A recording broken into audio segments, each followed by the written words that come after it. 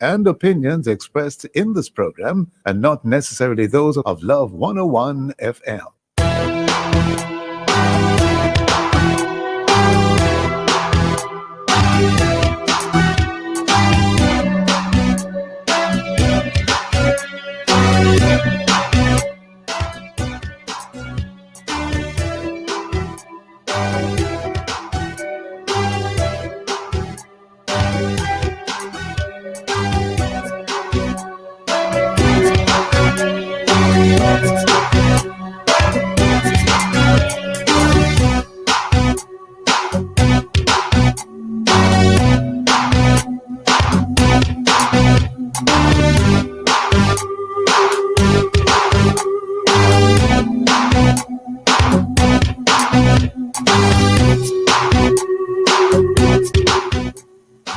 Hello and good morning to everyone. Hello and welcome to the Morning Watch on Love 101 FM.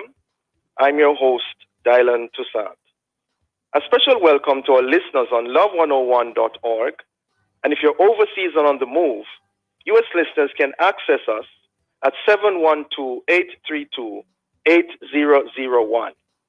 And if you're in the UK, 0330-332-6541.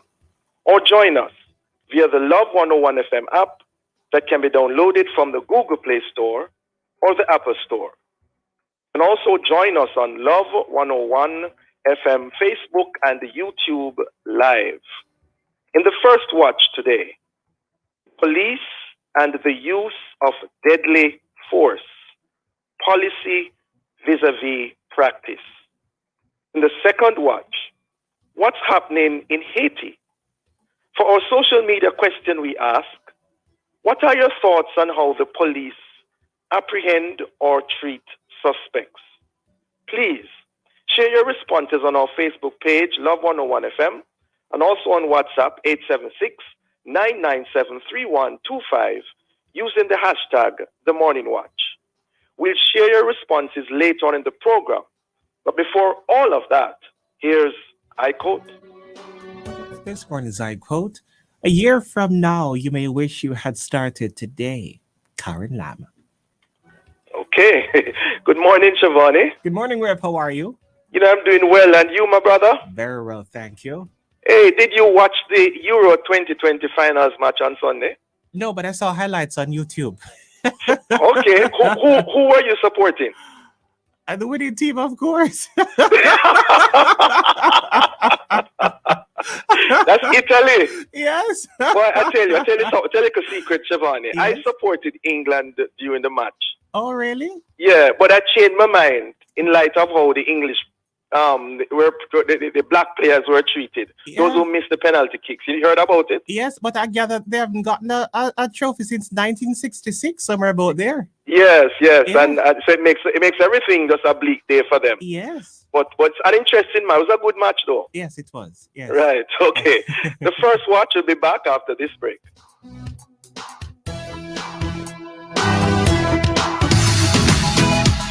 As a nation with a majority Christian population, why do we have so many personal and familial conflicts? And why is abuse such a frequent occurrence in the country? We pray daily for it to stop, but it seems the occurrences only increase. And with a church or two on every corner, why this tendency of allowing the devil to dictate our responses and reactions to the slightest of disagreements? On The Rock, this Tuesday, July 13, host Pastor Harold Steve Blair with guests Reverend Teddy Jones and Reverend Michael Friday will discuss the topic, What Would Jesus Do? That's The Rock, this Tuesday, July 13 at 10 a.m. right here on Love 101 FM, the family station. The Rock, solid, objective, substantial. Phoenix Health and Vision Center now has 2 locations. St. Anne's Bay, 65 Main Street beside the Health Center. And now Shop 30 Champion Plaza, Falmouth, Trelawney. You heard me right. Shop 30 Champion Plaza, Falmouth, Trelawney. The only full-service eye care center for all your designer frames and designer glasses. Complete eye care. Book all your appointments now in St. Anne's Bay. Call 876-972-2388. 876-589-8327. For Falmouth and its environs, call this number 876-533-0540. Looking forward to seeing you at both locations. Phoenix Health and Vision Center. Now at Champion Plaza, Falmouth, Trelawney. Slow internet, nah keep again. Switch and get 1 month free on Jamaica's fastest network. Speed on over to Digicel and try our 30-day Prime bundle free for 1 month. Loaded with data, local calls, and text. Wait, it gets better. Plus, get enough more data to enjoy more of the movies, music, and sports you want with your Digicel lifestyle apps. If you're on the go, you can't afford to be slow. Switch to Jamaica's fastest network and keep your number. Visit the store today or message us at Digicel Jamaica on socials for more details. Digicel, better together. Make I tell you about short-term motor insurance from JNGI. You choose what you need, 30, 60, 90 days policy. No long commitment, full third party. Don't park your car, don't walk, get a shotty. So affordable and it's not per nation market. JNGI shotty. Country party, we have a shotty. Just insure your vehicle and start it. Roll out with a shotty. Shotty, the short-term motor insurance from JN General Insurance. Available only online.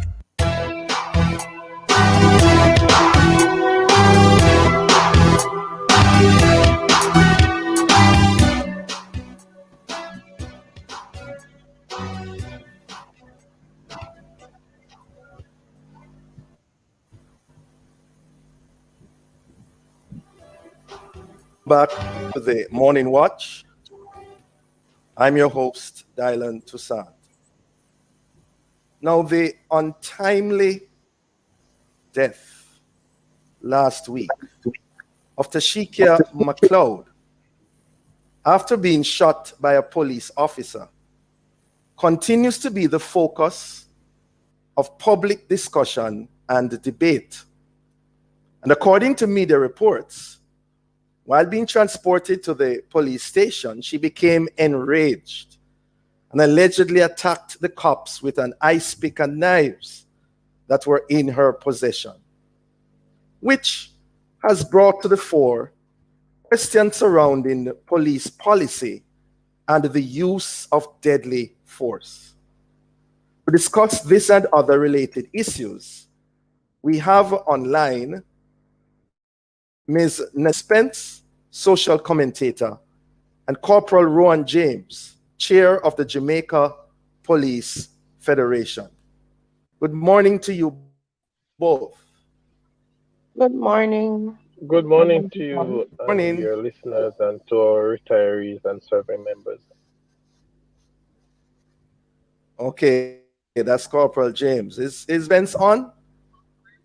I am, and I said good morning to you, to both of you, and to your Good listeners. morning, Nadine. Okay, good Good morning. with us. Good to have you with us. All right. All right. Well, as we are discussing this vexing matter, let me first of all express condolence to the family and relatives of Miss Tashikia McLeod. Corporal James, before we discuss policy matters, what is your understanding of what transpired on Monday, July 5, resulting in the untimely death of Miss McLeod? Based on what I have gathered, it is rather unfortunate, and whilst we want to extend condolences to the family, it stems from lawlessness and a breakdown in societal norms where persons believe that they should allow their emotions to get ahead of the better judgment of abiding with the law and affording themselves the ability to get redress in the justice system. They believe that in the case in point, it was that the female was given specific instructions, and it is clear that the police lives were threatened and imminent danger presents itself, and the police officers have to do what they have to do in the defense and protection of their lives, because the public would therefore know that the constabulary force and the laws itself says that a constable is incapable of protecting his or her own life is of no use to the state. And we have to go back to where it is that social degradation has broken down, and we seriously, as a society, have to now determine what sort of a society we really need to shape in order for persons to emulate and to respect law and law enforcement agents, and understand that every life matters, every life counts, and irrespective of what may have transpired, that we must cooperate and give Mm-hmm. full support and for resolutions to be met.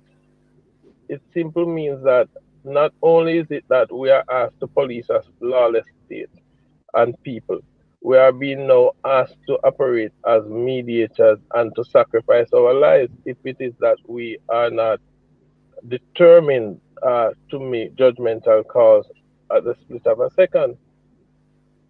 We would have seen it in the past where Mm. as several of our colleagues would have engaged in domestic disputes to seek to resolve them, and they would have find themselves being Yeah. injured, maimed, or harmed. We cannot allow our police officers to continue to operate in this aspect of law enforcement. And this is why it goes back to the point where we speak to the issue of less lethal devices for members to be equipped. And we also, in the past, have called for the authorities to seriously look at mace as well as tasers, because we believe the time has come. If we are treating with so many mental health cases, that we must be equipped to offer those sort of services that will prevent us from causing any loss of life.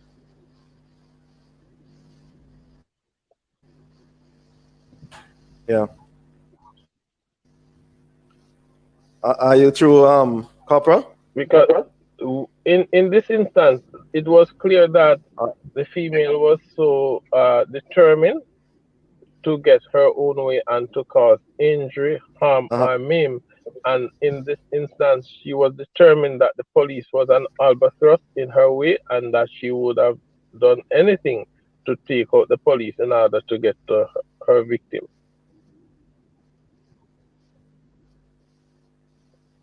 It is rather unfortunate thank that the you. loss of a life.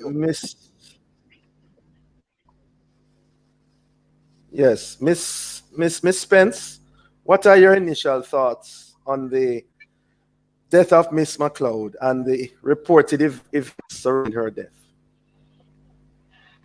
Well, I think from the report that I heard in the press, it sounded as if there were a lot of issues that needed to be resolved, and that there were different arms of the state that got involved before the police got involved. But we are not quite sure what happened. So we hear that this couple had a child that was taken and placed in state care because the representatives of the state at the time felt that they were incapable of parenting. We also heard that the child was returned to the home. The question that we ask on hearing that news is, was there any intervention with the parents to ensure that they were ready for the child to be returned to the home? Because the situation that then evolved tells us that these people were not ready to receive a child and that they perhaps never received any intervention from the state. Or if they received any intervention, it wasn't adequate enough so that it would have resulted in even in even them engaging in any sensible conversation about around conflict resolution and the proper environment to raise their child. That's the first thing. The second thing we hear is that the police was called in, but we don't hear that there was any differential policing applied. In other words, when our police are they trained in how to intervene in a domestic situation, a situation of intimate partner violence? How do they handle it? What are their cues? How do they know that somebody is in danger? Do they take it seriously? Do they see it as a potential for danger and attack and potential death? How do they take these things seriously? And the reason why I ask this is because there have been a number of occasions, despite what the sergeant has said, there has been the corporal has said, there have been a number of occasions when we've heard that police don't take domestic situations of domestic violence seriously enough so that they approach the situation with the kind of respect it requires, with an acknowledgement that people's lives can be in danger. Tell you what, Miss Spence, could you just hold that thought? We're going to take a break.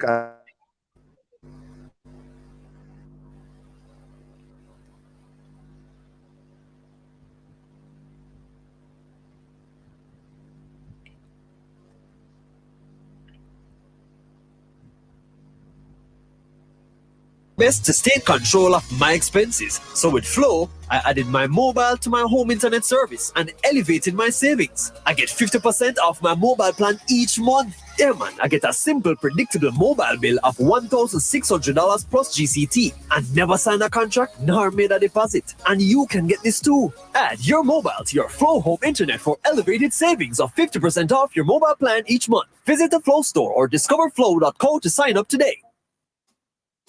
Colgate Triple Action. 3 benefits for a deep clean. As a mother, you always want to give the best to your family and to make them happy. With Colgate Triple Action, you give them 3 reasons to smile. Cavity protection, whiter teeth, and fresh breath. A unique formula with a minty flavor they will love. Colgate Triple Action. Find it at your favorite store.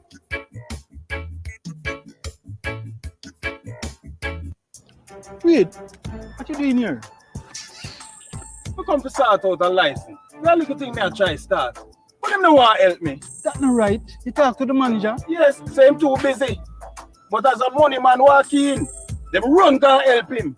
Everybody have the right to fair and just treatment. That's how the Constitution go. Come, we're going down there. And this time I have to help you and treat you with respect. Everybody have rights. Brought to you by the National Family Planning Board and the Office of the Public Defender.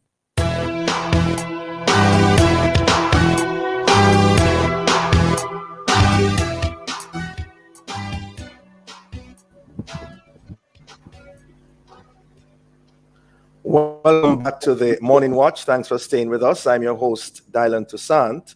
And in this, the first watch, we are discussing the police and the use of deadly force policy vis-a-vis practice. And we have online Corporal Rowan James, chair of the Jamaica Police Federation, and Ms. Nadine Spence, social commentator. Ms. Spence, before the break, you were telling us about some of the initial thoughts you had when you heard about the death of Miss McLeod. Please come. Right. And even one of the interviews, the gentleman, he himself thought that with the other person in the conflict, that the police never handled the situation. They didn't de-escalate. In other words, that the outcome that resulted could have been different if perhaps the police had sought to do something differently. And I think that, I don't know the details of the case, but I think that point and that observation he made was interesting. And it leads back to the second point I made about whether or not the police take situations of domestic violence seriously enough so that they feel that there is a way that they can de-escalate in a family situation. Because remember, as a society, we have a tendency to think that situations within the family should be dealt with within the family, and that it's not as serious as we would like to think. We don't handle it very well. But then the police have a policy, a use of deadly force policy. And I'm not sure if we've assessed as to whether or not this particular situation warranted the use of deadly force. And if it is that you do not use deadly force, what are the steps that you take prior to ensure that the police do not feel that their lives are threatened? Because I do support the point that the police is the arm of the state that is authorized to use deadly force, but under some conditions. It can't just be willy-nilly, and it can't just be, I am going to make that on this point. There is guidance and there's legislative direction and policy direction as to how that deadly force ought to be executed. So I'm not saying it shouldn't have happened because they have a right to. But my question is, and I suppose this is what the investigation will reveal. In this particular case, when one takes into consideration all the events that led up to the death of this woman, even if she was behaving in a boisterous manner, it doesn't give the police the right to use deadly force off the bat. The environment has to be set, and that is why we have an investigation. the precursors must be met for the Okay, use of all right. deadly. All right. A lot said there, Miss Spence. Corporal, I'm sure you have some responses to make. She's asking whether the police take violence among other things. I know that the police has, in recent times, taken domestic violence very, very seriously. It is one of the issues that forms the basis of briefing and debriefing exercise and strict instructions to that we must take domestic violence very seriously. And it is domestic violence that gives us primarily 1/5 of our murders. And as a consequence of that, we know the seriousness that we have to approach it with. But one of the debilitating factor that exists is that when you are out there on patrol and you have to respond to a situation where it involves domestic violence and females are involved, we must also appreciate that the JCF has limited amount of female officers and who will therefore be able to respond to the female issue, because let alone a male cannot just respond to a situation and treat with a female anyhow, lest we face a court and assault charges. And we have to bear that in mind. We also have to bear in mind that when someone is armed, it's a different level and a different kettle of fish, that you cannot seek to just approach the individual. Worse, if the person is temperament is very much unstable, we have to take all the necessary precaution measures. We have to engage them. We have to give clear instructions. We have to use all the necessary means to bring the situation under control. It is not as if the use of deadly force is the first resort. It is the last resort. And of course, from all indication and all the reports, it was clear that the female was charging towards the officers.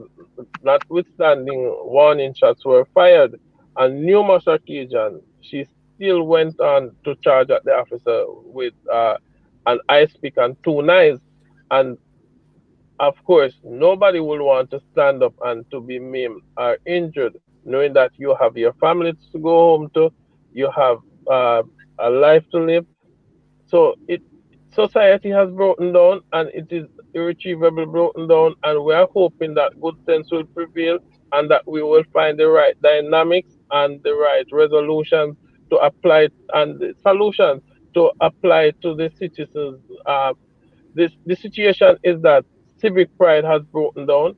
We have to get back to the time when we teach civics in school, and that people understand their roles and responsibilities as citizens and understand the role and function of police officers. We are being asked in a society to play every single role as police officers. We are asked to play counselor, we are asked to play doctors, nurses, we are asked to play teachers' role. Our core function as police officers. In there, Corporal.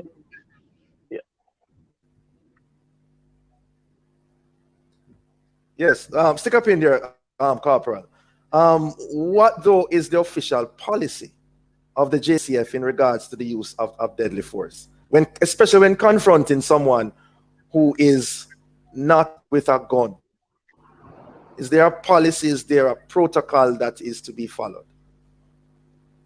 Whilst you have a human rights and use of force and firearms policy, it is that clear instructions in keeping with Plan JM, where you make sure you assess the situation and you treat with the issue that is at hand. The judgmental call is on the officer in particular to assess the risk associated and then to treat with it accordingly. In this instance, the officers would have applied immense judgment and restraint, and they have to appropriately act in defense of their lives. It is that I know the investigations are in earnest, and I'm sure that the officers would have accounted, and they weren't afraid to account for their actions. And it was clear on the face of it, even by the account of the victim's um, spouse, that he would have observed that his fiancee charged the officers with an ice pick and two knives, and that in and of itself tells you that when a citizen is prepared to take up a weapon and to charge at the police, they must understand that the police is not going to sit by and allow themselves to be harmed or maimed.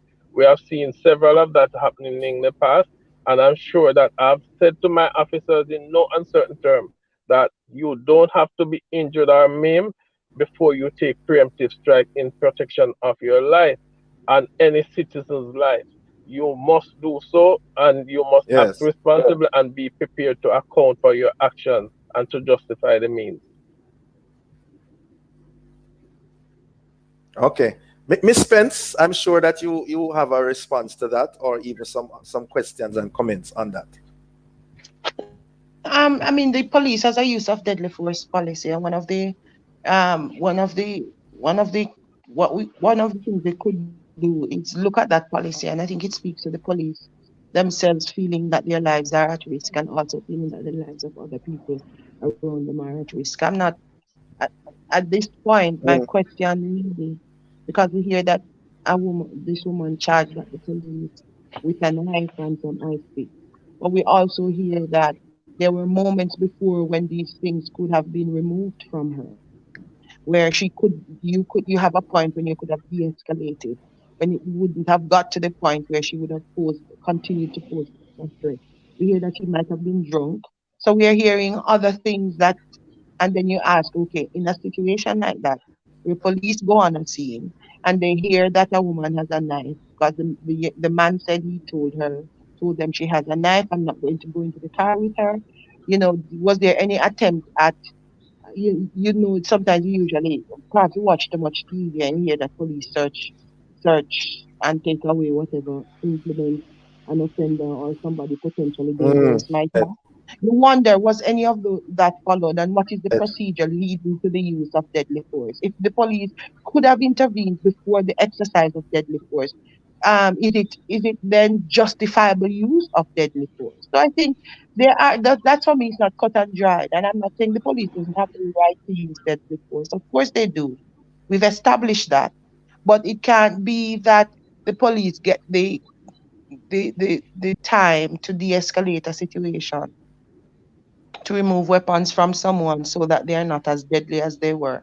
It couldn't be that that opportunity was presented and they did not they didn't avail themselves of that opportunity, and later on the person would have died from their intervention. But there's another question. I know you want to come, but there's another.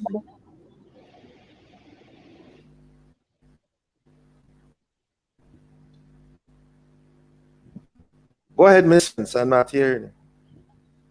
No, I thought you were coming in, so I stopped. I was saying that we are hearing that there is, and the corporal just spoke about this whole thing about using other kinds of weapons that are not as deadly, but that can do the job of removing the police or people around them from immediate danger, such as pepper spray or the other one, tasers. That, perhaps this is something that we need to start seeing the police force investigate, that it doesn't always have to be a gun, because sometimes the proportion of force to the threat can be too much. So yes, if you feel like you could be threatened, you can respond, but it doesn't always have to be with a gun. It doesn't always have to be, this is the response that is commensurate with the offense. Yeah. Yes. Corporal, 1 minute. Your response. And this is an opportune time for our employer to underscore the importance that you have to take a holistic approach in investing in the JCF. And if we are to meaningfully provide we must do so now. It is an important juncture for us to treat lawlessness as a pandemic and to take a holistic approach in equipping the JCF, that the JCF will be able to respond appropriately to societal needs. Okay. Thank Miss Nadine Spence and Aurora James for joining us this morning. Have a productive and blessed day to you both. Thank you. Thank you. Listeners, the Morning Watch will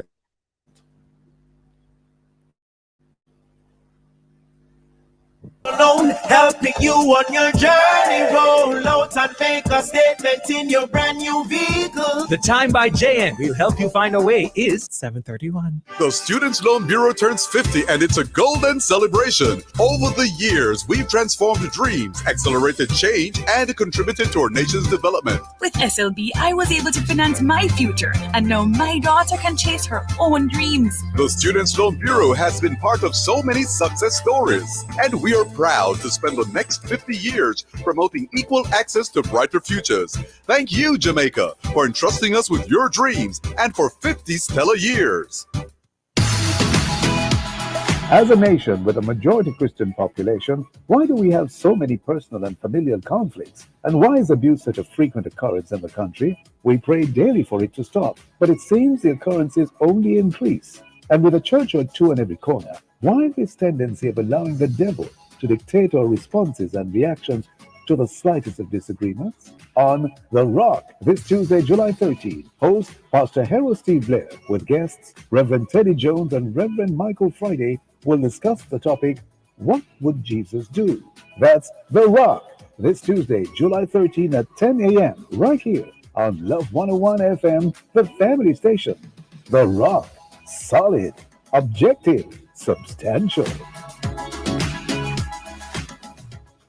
Are you preparing for the effects of climate change? Have to. In my community, we start a climate change committee so we can work together and put in some of the things we need to do. Smart and steady, get climate ready. Visit PBCRJA on Facebook for more on climate change.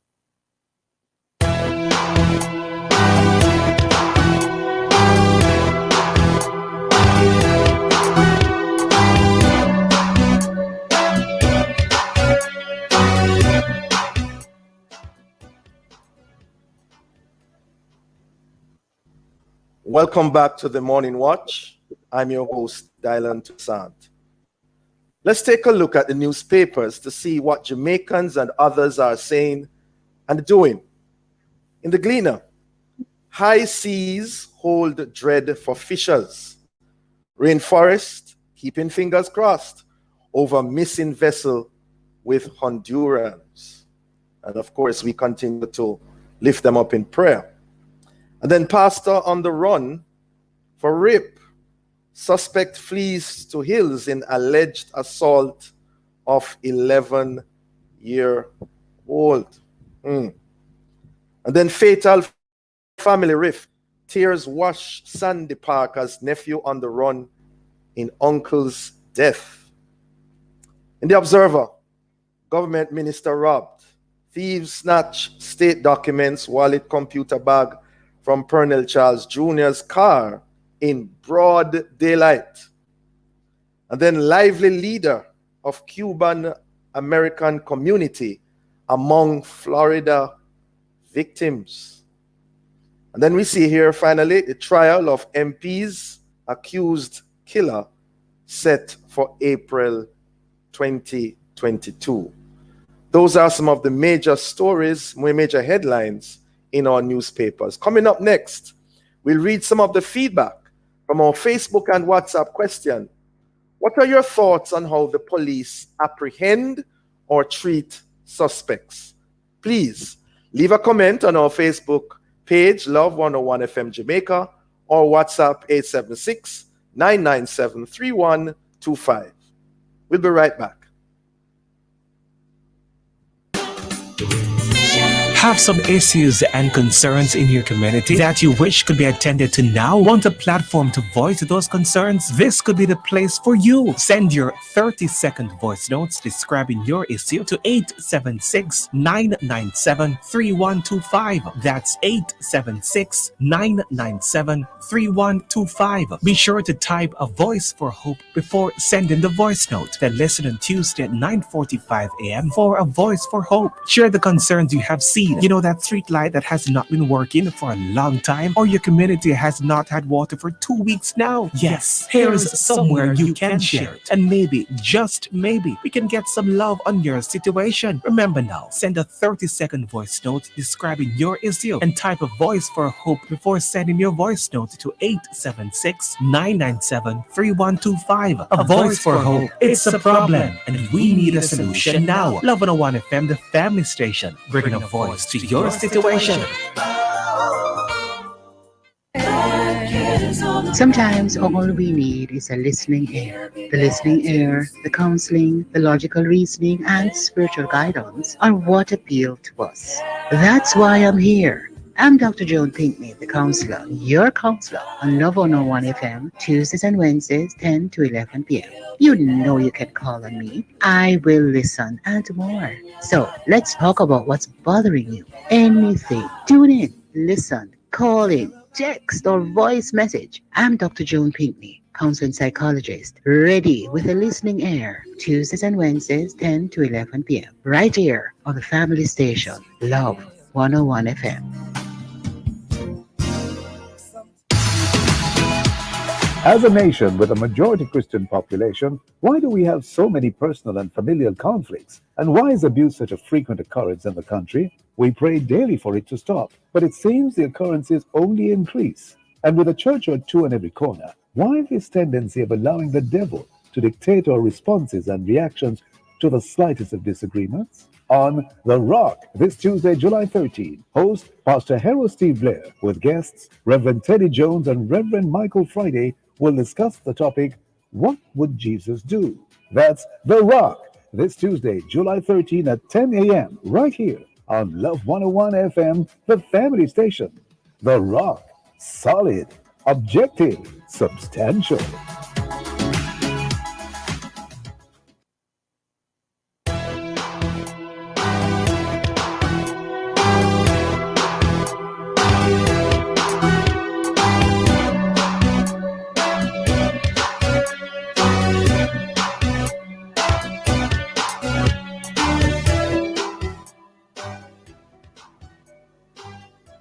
Welcome back to the Morning Watch. I'm your host, Dylan Toussaint.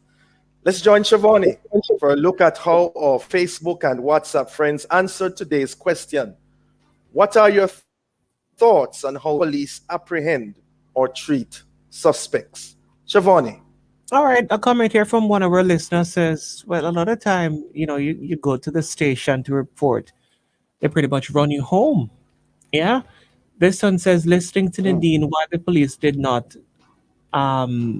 disarm the woman before is that a little disjointed, right? Let me go to another comment. This one says, when the police is called to do domestic situation, efforts should be made to ensure both male and female respond. A male officer cannot search a female. This woman was out of control and was not listening to anyone. Tracy says, police using deadly force and the death of that lady. Couldn't the police use a pepper spray or taser on her? She is a woman, for God's sake. Some of these police officers that they have sending out dealing with the public don't know customer service, and so that causes a problem. Yeah?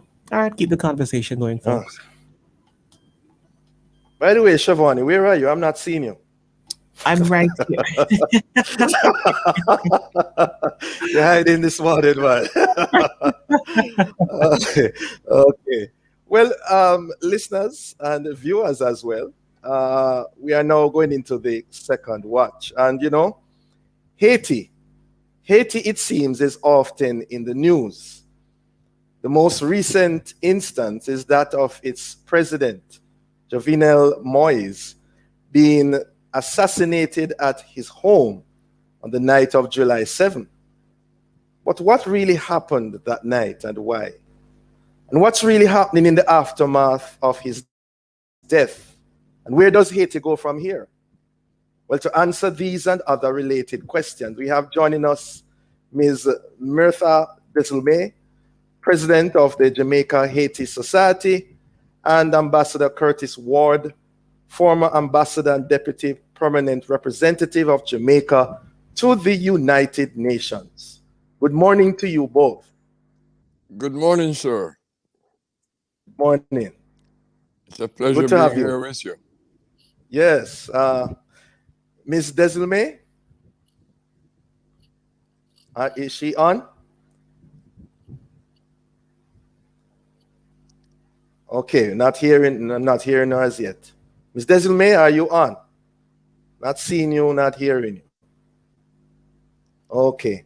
All right. Ambassador, Yes, sir. we'll talk until she comes on. Good to have you on, Ambassador. Let me first of all express Rev, she's on. condolence to the family She's on, and Rev. relatives of President Moise and the people of Haiti.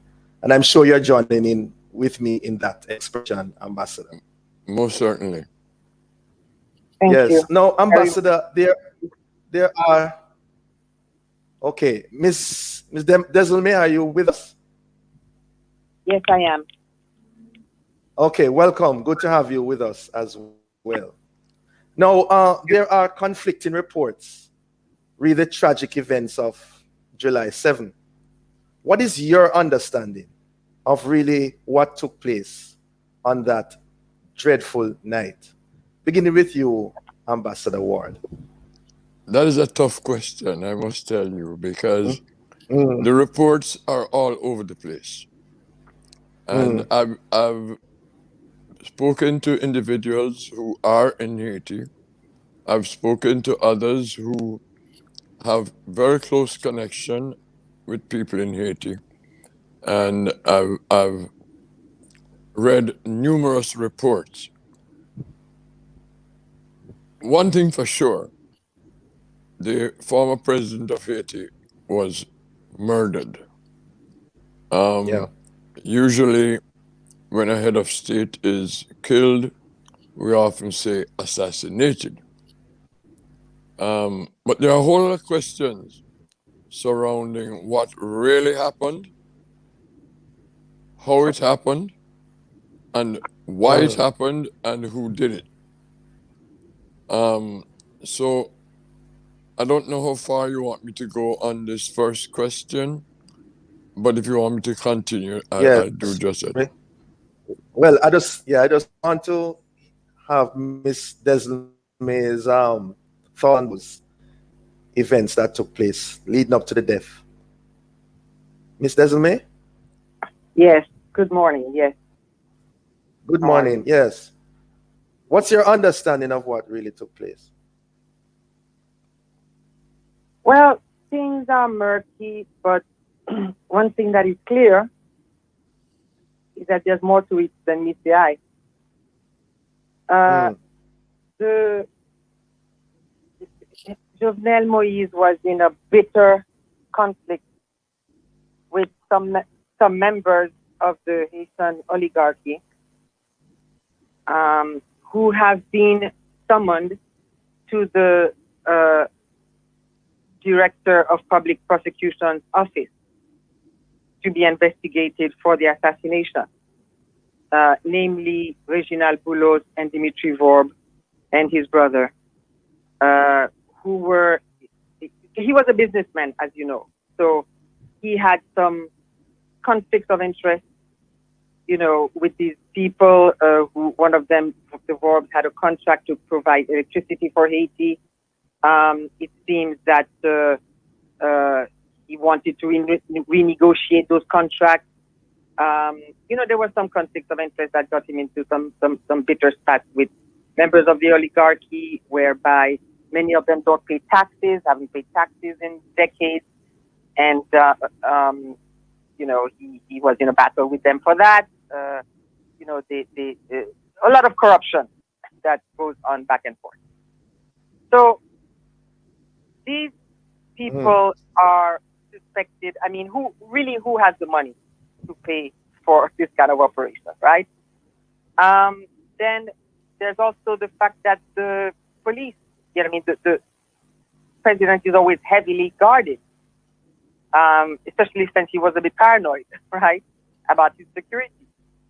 I'm sorry, Miss Desulme. I'm sorry. Could you hold that thought, please? We're about to take a break. We'll be right back. This is Love 101 at 7:45. For the first time ever, the annual Holy Convocation of the Emmanuel Apostolic Church will take place in the USA, hosted by Bishop Ernest McDonald in Miramar, Florida. Hi, this is Presiding Bishop Everton Thomas, inviting you to join us Wednesday to Sunday, July 14 to 18, under the theme, Unshakable, Standing Strong When Things Go Wrong. Visit emmanuelhq.org for live stream information. That's EMMANUELHQ.org. Stay blessed. Slow internet, nah keep again. Switch and get 1 month free on Jamaica's fastest network. Speed on over to Digicel and try our 30-day Prime bundle free for 1 month. Loaded with data, local calls, and text. Wait, it gets better. Plus, get enough more data to enjoy more of the movies, music, and sports you want with your Digicel lifestyle apps. If you're on the go, you can't afford to be slow. Switch to Jamaica's fastest network and keep your number. Visit the store today or message us at Digicel Jamaica on socials for more details. Digicel, better together. Bills to pay and funds to transfer? No problem. I do it all on my time with JN Bank Live Online Banking. It's my simple and secure as that online banking. Phone credit need a top up? No problem. I do it with JN Bank Live Online Banking. It's quick and easy with just a few clicks. JN Bank Live, online banking that goes where you go. Sign up today. Visit jnbank.com. JN Bank, we'll help you find a way.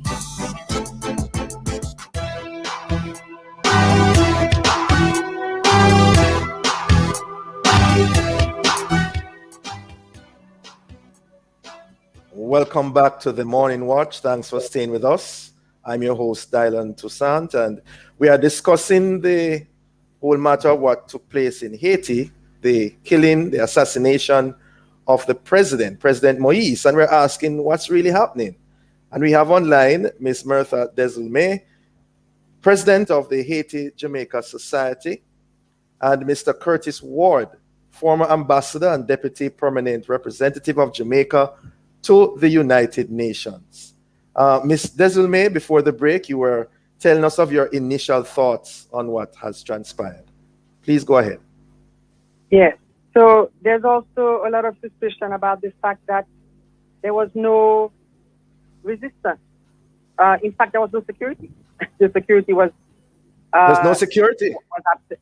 Meaning they were mainly absent. For someone who is so heavily guarded, he's heavily guarded by Haitian police and also by private security agencies that he has also hired for his private bodyguard and security. They were not there, and there was no resistance from the few security personnel who were there. They were easily disarmed, and the assassination took place.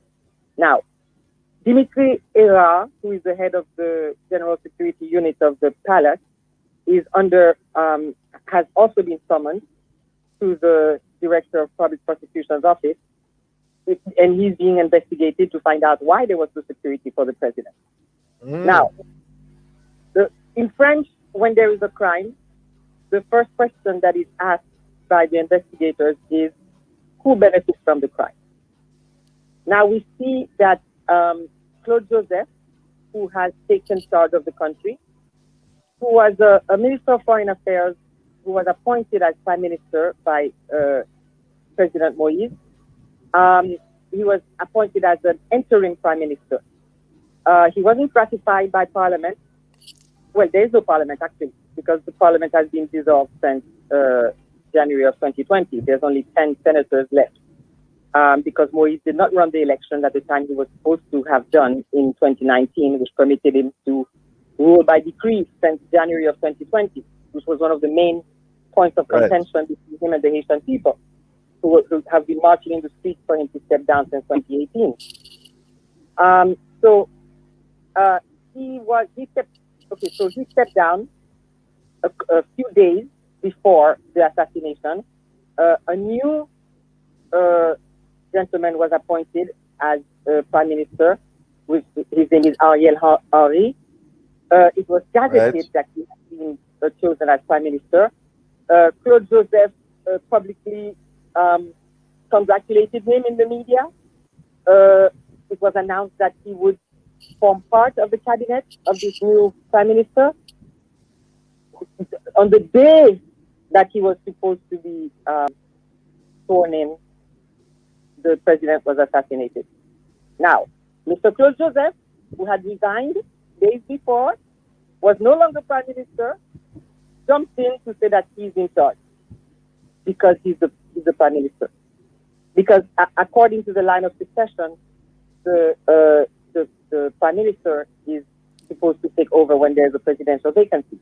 But it still doesn't apply to him. Like I said, he was not prime minister at the time. Even when he was named, he wasn't ratified. He was an interim prime minister. And the Constitution says that in the 4th year of the presidency, the National Assembly has to approve for the prime minister to take over. And of course, there's no National Assembly. So he's totally illegitimate. Yes, okay. Let me try and bring back in Ambassador Ward before you continue to give your comments. Ambassador, what are the possible reasons or motivations behind this assassination? I know a lot of speculation is out there, but what are the possibilities? Well, as Mr. Solme was explaining, there is a serious issue with regard to who benefits from this assassination. I'm not casting any aspersions on any particular individual. Right. But it is a murky situation. And the reports are all over the place. The person who benefits right now is Claude Joseph. But is that a short-term benefit? Was that the intended beneficiary? We don't know. There is speculation that this was not just a mere assassination, but that it was a coup. There's also reports to suggest that the individuals that have been arrested aren't necessarily the ones who carried it out. Well, as Mr. Solme said, no shots were fired by the security forces who were supposed to be providing security for the president. So if these individuals were in fact responsible, where have they been all this time? They have been in Haiti for quite some time. The mere fact that the security forces could, within 24 to 48 hours, walk in and arrest all these people. Yes. Mercenaries. Call them mercenaries. Yeah, but it's amazing. It's really amazing. It suggests that they knew who they were long ago, knew where they lived, where to find them, etc., etc. Then, if these were truly mercenaries who were opposed to the security forces of Haiti, how is it possible for these well-armed mercenaries to be arrested without a shot being fired or without serious war? I think shots were fired because you had some persons who were killed, and they showed a building where it was destroyed by gunfire. Which police member of the police force was killed? I haven't heard of any. Number one, these guys were supposed to be well-armed, well-trained soldiers. I've read stories about some of these guys from Colombia having retired after 20 years with very high regard in military service. Would they just surrender to police like that? There are a whole lot of questions that need to be answered. The other question if they were in fact responsible, who paid them? This required millions of dollars to put together a military force of that size, train them, accommodate them, transport them over a period of time, have them embedded in Haiti. It just does not add up. Moreover, I spoke with a doctor who saw the x-rays of President Moise's body, and he was mutilated. He had several injuries other than gunshot wounds, which would suggest that he may have been tortured before he was murdered. He had broken bones, not caused by gunshot. He had lacerations, not caused by gunshots. Yes, he had 12 gunshot wounds, according to the x-rays. But where did these other injuries come from? Was he tortured before he was murdered? Questions. More questions and answers, eh? Absolutely. Yeah. Miss Desilme, the way forward, what are your recommendations, suggestions for Haiti at this time and in this crisis that they're in? The struggle of Haiti is that since 1915, when the U.S. occupied Haiti for 19 years, it was a brutal occupation where they actually bombed the Haitian peasantry, murdered many Haitians, sold Haiti's gold reserve, practically returned the Haitian peasantry to slavery, started the dark trek of Haitians to the Dominican Republic, to the sugarcane plantations, which is still a problem that prevails today. The U.S. left in 1934, but never really left.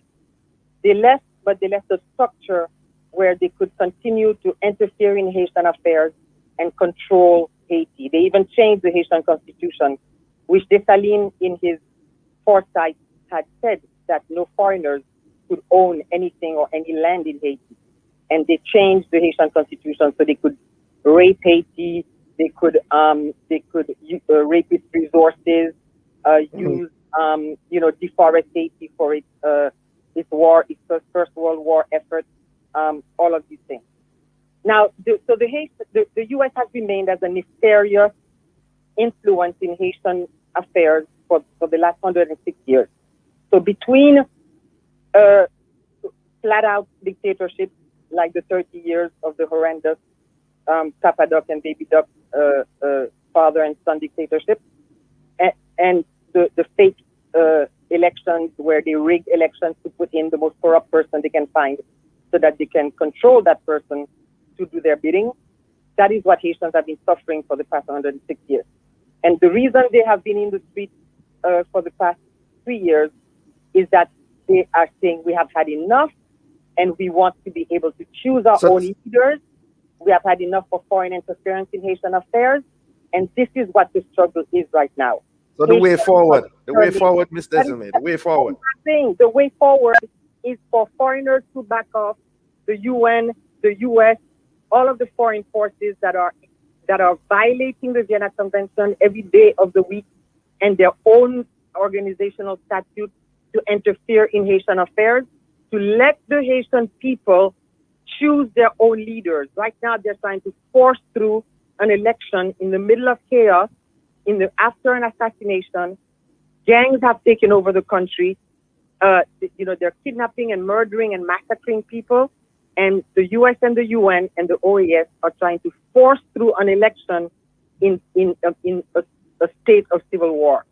And the Haitian people are saying, we do not want anyone to come and force an election, another corrupt election on us. We want to be able to take our time, have a transition to stabilize the country, and have free, fair, credible elections when the conditions are right. And and I want you to understand this. That is the nucleus, the root of the Haitian struggle. You keep hearing about Haiti fatigue. People are tired of hearing about the conflict in Haiti, but they are creating the conflict by preventing Haitians from exercising their sovereignty and their Tell you self-determination. what. Nation, Tell you what, Mr. Desilme, I'm so sorry, but time is up on us. We are out of time. All right, want to thank you both, Ambassador Ward and Ms. Desilme, for being with us. Have a productive and a blessed day. okay, thank you very much. Have a nice day. Thank you, listeners, for being with us. For information or to get copies of this program, call our production department at 876-968-959627. This has been the Morning Watch. Thanks to our producer, Miss Kathy Gale, and our guests. I'm Dylan Toussaint, and you're back to Love in the Morning with Siobhan Blair. You're tuned to Love 101, the family station. It's 8 o'clock, folks. It's time for the program Forward in Faith, brought to you by the Portmore New Testament Church of God.